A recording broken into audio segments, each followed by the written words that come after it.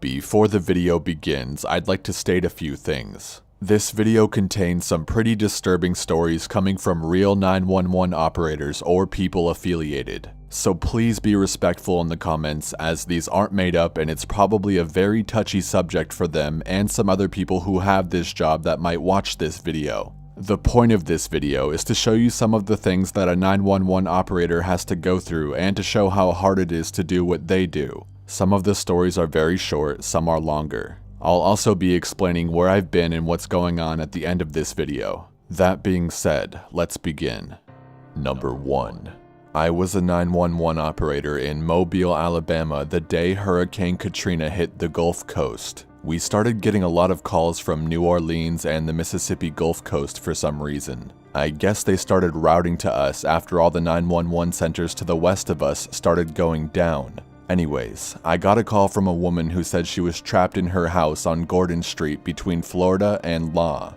I was confused at first because we have a Florida street in Mobile, and after checking and double checking and not being able to find her address, I asked her what city she was calling from, and she said, "I'm in New Orleans."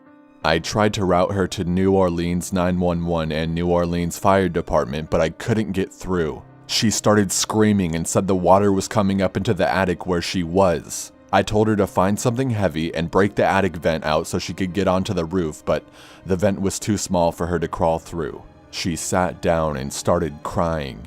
I told her I would stay on the line with her for as long as she wanted me to. I stayed on the line and listened as she cried, prayed, cussed, and prayed some more. A little while later, I could hear her struggling to keep her head and phone above water. Then the phone went dead. To this day, I don't know if she lived or died. I quit 911 3 months after Katrina. Number 2.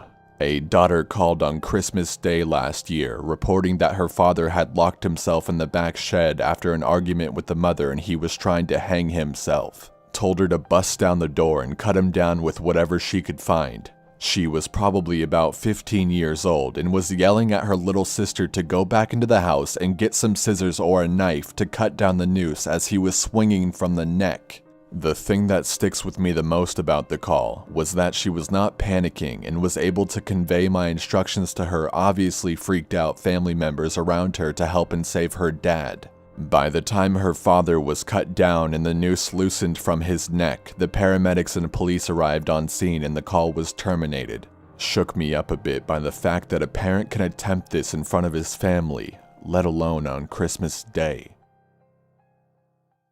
Number 3. This one is probably the hardest call I've ever taken. The phone rings and there is a little girl 8 to 10 years old and she is screaming and crying, "Daddy is dead." I can't calm her down at all. She keeps crying on the line, and in the background I can also hear 2 other small girls crying. I was watching our call logs and more calls are coming in that are for gunshots fired. What had happened is, 3 guys had decided to break into a house and thought it was empty, so they rang the doorbell to make sure. The dad startled them and they shot him. So the mother runs out to see what happened and she got shot as well. The guys took off, leaving the 3 girls aged 8 to 12 to call 911. We're not allowed to disconnect a phone call until police or EMS are on the scene. So my heart was breaking for a small family that had lost both parents in one sad accident. I listened to the girl for 6 minutes and 37 seconds before police arrived on scene. The good news is that the mother lived. Number 4. I have a story about having to stay on the phone with a young man for about 40 minutes, maybe a little more. He had a very disturbed man break into his home and with a loaded shotgun pointed at his face the entire time, demand that he called the police. He wanted a suicide by cop. I had to listen to this young man urinate himself, almost throw up, and beg me to keep him alive. I haven't dreamt about it in a long time, as it was several years ago, but it stuck with me. Number 5.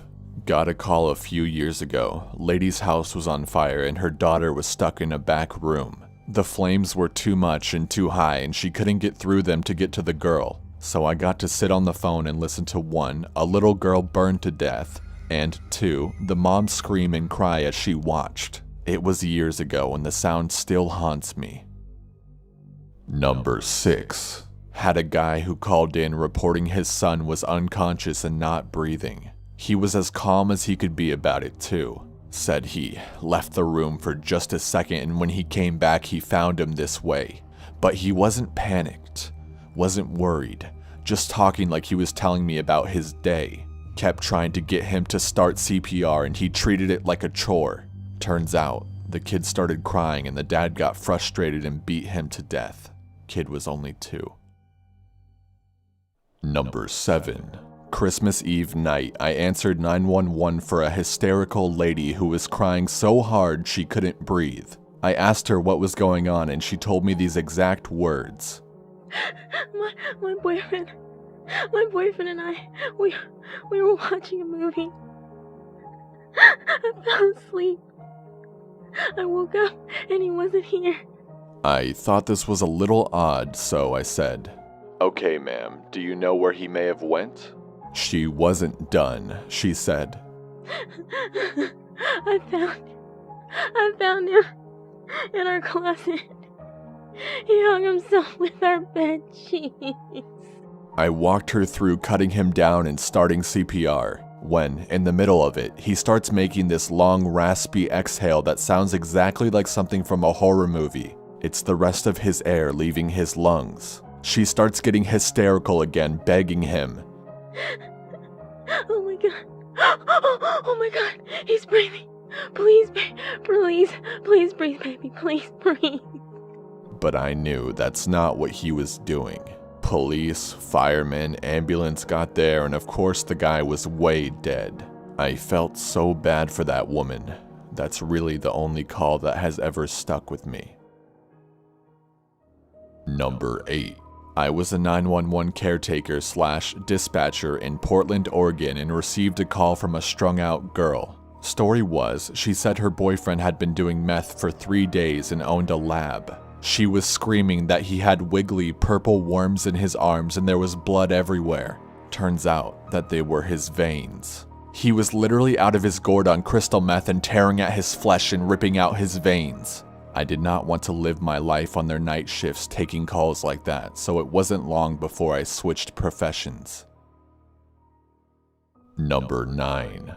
1979, New York City. Got a call from a crying child, a little boy, saying his mom and dad were fighting and his dad said he was going to throw the mom out of the window. I could hear a terrible fight going on in the background, woman screaming, things breaking, man yelling, etc. The poor kid didn't know his address. We didn't have the technology for caller ID and would have to use reverse telephone books. A trace would take forever. Anyway, while I'm trying to get the address, I hear a horrific scream and glass breaking. A few seconds later, the other operators in the room are getting calls about a woman lying in the courtyard who came out of a window. That was a very sad one. Worst of all is that I'm sure someone else in the apartment building must have heard the fight, but no one called for help until it was too late. Poor kid. Working 911 in New York City during the 70s and 80s was a nightmare. The city had a very high crime rate and shit technology. Number 10. I once answered a call where 2 brothers were arguing over drinks and one of their girlfriends or wives was over. Anyways, the brothers are drinking heavily and one pulls out a gun and shoots the other one. When I received the call, I can barely get the guy's address over him screaming to send the paramedics. He just keeps shouting, "Where the fuck are they?" over and over again. All the while I'm trying to stay calm and give CPR instructions and tell him to tell the female there to stop the bleeding and put firm pressure on the wound. Furthermore, medical cannot go on scene until police have secured the firearm. Listening to the pain in someone's voice while they are screaming for help kind of haunts you. Both of them had to be around 30 years old. I couldn't imagine killing a family member. Number 11. I've been the IT guy for a law enforcement agency going on for 7 years. Our current 911 supervisor pulls calls off of our 911 recorder, but some of the previous supervisors would not do it. This, of course, means that I had to pull 911 calls whenever there was a big incident or a legal request came in. I would listen to the calls, as you should do, to make sure that we got all the correct radio traffic when requested and of course, all of the call. The one that sticks out to me happened around 3 years ago. I was actually repairing some equipment in our dispatch center when the call came in and I had to immediately pull the recordings as we all knew it would have been requested. I listened to it all happen and did my best to assist. An 18-year-old called in hysterics and asked for an ambulance because his mom was shot. We, of course, dispatched immediately, but they were in the middle of nowhere and the closest ambulance was 30+ minutes away. As the call continued, we got him to tell us what happened. He had pulled out his hunting rifle to clean it before going hunting the next day. It was an older style bolt-action rifle with no safety and an extremely light trigger pull. He had pulled it out of the case and accidentally hit the bolts on the side of the table, which caused the gun to fire. The bullet hit the mom in the stomach while standing less than 30 feet away. The father and son were both attempting to stop the bleeding and the son immediately called 911. At first, you could faintly hear the mom in the background saying, It's okay. You didn't mean it, baby. It's okay. I love you both. She just repeated this over and over. The father was praying quietly and the son was sobbing and giving us all the info as we tried to assist. The sounds of that call will always haunt me. The son just shouted over and over near the end of it, "Mom, God, Mom, I'm so sorry, Mom, don't die, please." The mom made it nowhere close to the ambulance arrival. The dispatchers were cool and collected and worked like an amazingly well-oiled machine during the whole call. When the call was over, we all just sat there in silence. Dispatchers are the unsung heroes. The emotional and mental toll that it takes on people that do the job and do it well is crazy.